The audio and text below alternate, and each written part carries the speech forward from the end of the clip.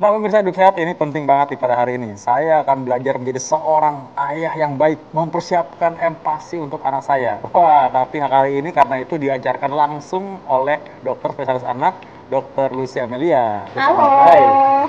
Dok, ini ajarin saya dok, supaya di rumah bisa gantian sama istri saya kan, bikin empati. Nah, tapi sebelum itu mungkin pemirsa harus tahu dulu nih, apa sih artinya empati sebenarnya?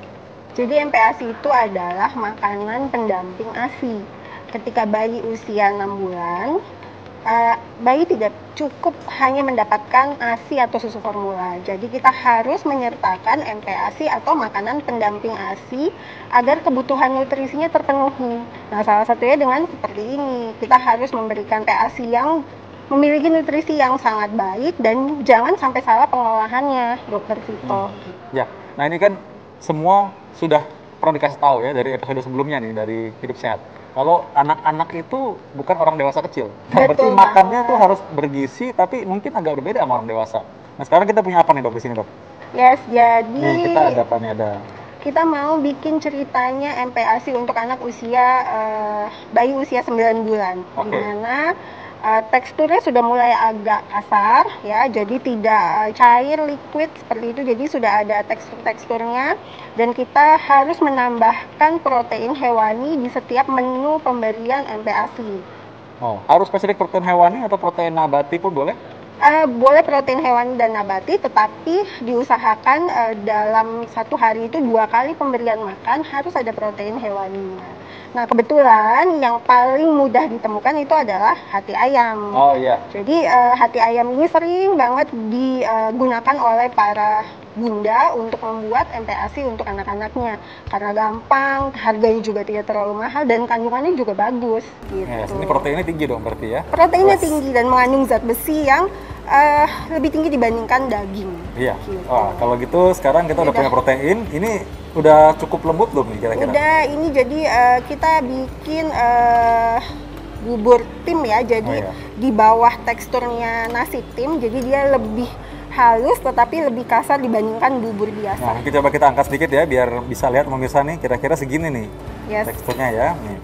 Kurang lebih demikian. Jadi lebih lembut dari nasi. Lebih lembut dari nasi tetapi lebih bertekstur dibandingkan bubur biasa. Baik, ini masih kelihatan bulir-bulirnya. Kalau Anda lihat ya, bulir-bulirnya masih kelihatan tapi memang udah lebih cair ya. Tapi bulirnya masih ada bentuknya sedikit ya, masih kelihatan. Oke, baik, sekarang kita udah punya bubur, nasi, kita udah punya tadi Hati hati ayam, ada apa Kemudian lagi? jangan lupa tambahkan sayuran, serat, tapi Ya. ingat nggak perlu terlalu heboh, nggak perlu terlalu lebay memberikan sayuran, karena sebenarnya kita hanya memberikan pengenalan. Kadang-kadang orang tua itu pinginnya 4 sehat 5 sempurna, sayurnya harus banyak. Kemudian melupakan protein hewaninya, protein nabatinya, melupakan lemaknya. Padahal sayuran ini kalau terlalu banyak akan mengenyangkan.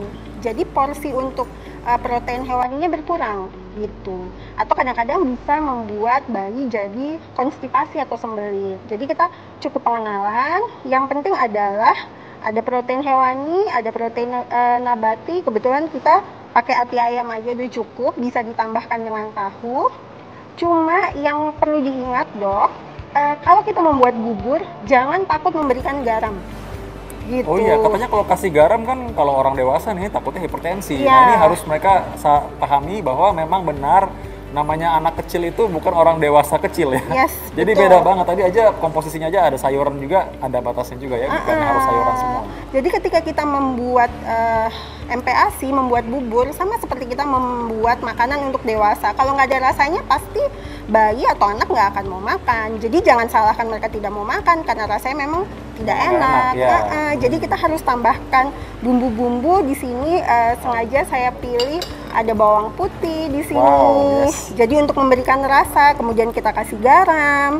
Ya, jadi terus ada sayuran untuk pewarnanya. Ini Jadi ada nggak- seledri juga ya, dokter ya? Yes, ya ini bikin rasanya jadi lebih enak. Dan satu lagi dokter Vito, hati ayam itu kan amis ya, apalagi kalau misal anak-anak tuh kalau makan kan belepotan. Nah, kita boleh menambahkan jeruk nipis ketika kita merebus hati ayam supaya menghilangkan amis, dan jeruk itu kan mengandung vitamin C. Nah, vitamin C itu dibutuhkan untuk penyerapan zat besi yang bagus, Dok. Oh, gitu. Jadi, ya. selain menghilangkan amis, juga membantu untuk penyerapan zat besi yang bagus. Wow, ini Gitu. ternyata kuncinya ya. Ini Yes. rahasianya nih, jeruk ini ya ternyata ya. Memang kadang-kadang baunya itu juga mungkin kan mempengaruhi orang rasa makan ya. Karena nafsu makan pun dipengaruhi oleh respon saraf penghidu ya. Iya, Nah, jadi betul karena itu ini banget. bisa membantu untuk meningkatkan rasa nafsu makan itu tadi ya. Oke, baik. Betul, oke. Wah, ini rahasianya nih ternyata Yes. misal dokter Lucy udah kasih tahu ya. Jadi kita ini buburnya udah hampir ini ya, hampir matang. Kemudian kita tambahkan ati ayam di sini.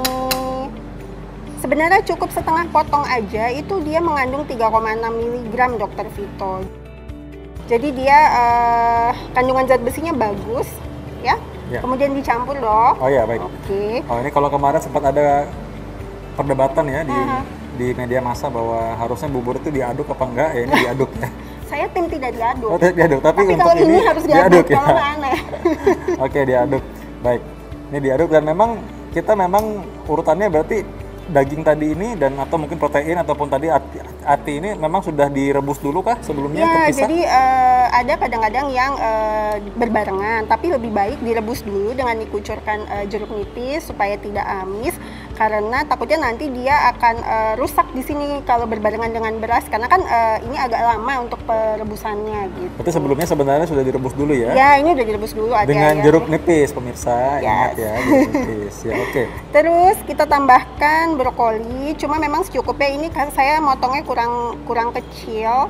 Jadi ini untuk memberikan warna, karena anak-anak itu warna itu juga mempengaruhi nafsu makan. Selain ini juga sangat berguna brokoli ini. Oh baik, jadi selain karena warnanya yang hijau cerah, Yes. itu juga ada manfaat tentu saja ya. Dan memang sebaiknya untuk anak-anak itu tadi kan nggak boleh terlalu banyak. Nah sebenarnya apa sih yang diinginkan dari brokoli ini? Manfaat Jadi gizinya? brokoli ini sangat bagus, dia mengandung vitamin C yang tinggi. Nah, kembali lagi vitamin C itu kan juga membantu penyerapan zat besi. Kemudian brokoli juga mengandung zat besi ya, walaupun zat besi yang terkandung dalam sayuran itu tidak setinggi yang terdapat dalam protein hewani, tetapi ini juga mengandung zat besi. Nah, kalau wortel juga mengandung vitamin A, jadi selain ada zat besi, protein, kita tambahkan vitamin-vitamin yang lain dalam bubur ini. Dan kalau dilihat karena adanya wortel dan juga brokoli, ini jadi warna-warni ya. Ada Iya. orange, lalu ada warna hijau yang segar Iya. dari brokoli.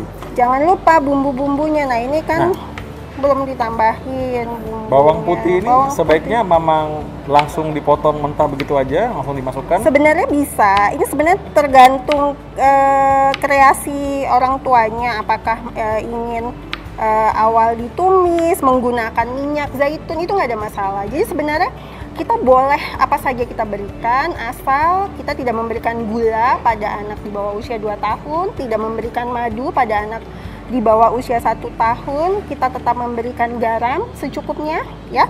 Kemudian untuk minyak-minyak tidak ada masalah, karena kita tetap membutuhkan lemak, bisa dari minyak zaitun, bisa dari margarin, itu juga bisa buat tumis. Jadi Bunda bisa berkreasi sebebas mungkin agar anaknya bisa nafsu makan gitu. Bagaimana dengan minyak wijen? Misalnya kadang-kadang kan di rumah mungkin nggak semua orang punya olive oil ya, Boleh, atau minyak boleh, zaitun. nggak ada masalah. Oh, ya, Cuma baik. memang yang paling bagus kandungan lemaknya ada di minyak zaitun itu Oh, minyak atau olive zaitun. oil.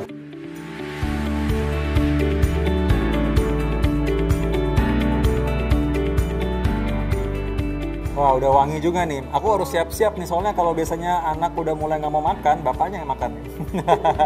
Nah, ini kadang-kadang tadi kita udah lihat ya bahwa di sini tuh selain sayuran ada seledri ya ini ya. Iya, Nah, ini untuk harus banget nggak sih? Enggak, ini Soalnya sebenarnya kan tadi untuk motong-motongnya susah. Iya, ini untuk perasa aja. Oh, Jadi iya. rasanya lebih segar. Jadi sebisa mungkin kita melakukan kreasi kepada MPASI kita untuk bayi kita.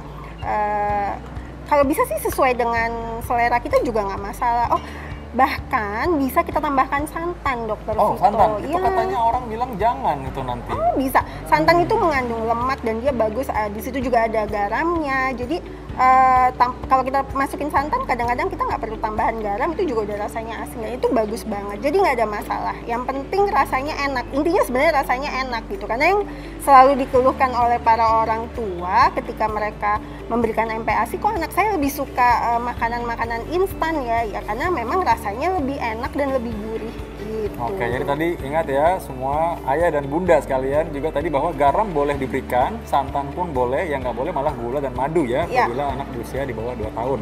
Wow, ini kalau saya sih memang dengan melihat campuran ini, aku rasa sih harusnya enak nih. Nah, tapi misalnya anak kan cepet banget bosan ya, apa sih alternatif lain selain nasi? Oke, protein hewan itu kan banyak banget, jadi kita bisa tambahkan ayam, daging ayam, kemudian ikan. Intinya sih harus variasi ya, karena anak itu bisa 10-15 kali penolakan kepada menu yang sama. Oh, jadi wajar, intinya ya? pantang mundur kalau Iya. bisa memberikan variasi menu. Jadi kita bisa ganti, di mix setiap hari, bahkan kadang-kadang ketika makan siang dan makan malam mereka nggak mau makan yang sama gitu. Wah, baik, kalau gitu saya abis ini harus beli bahan protein yang lain nih tadi seperti saran Dokter Lucy barusan. Anda juga pasti mau kan? Oke, kalau gitu kita sudahi dulu ya. Terima kasih Dokter Lucy sudah memberikan ini banyak tips mengenai membuat empati untuk anak, terutama pada saat ini untuk anak umur 9 bulan ya. Kita akan kembali lagi dalam episode selanjutnya di Hidup Sehat Plus. Saya Dr. Foto Damai dan juga Dokter Lucy spesialis anak untuk Hidup Sehat Plus.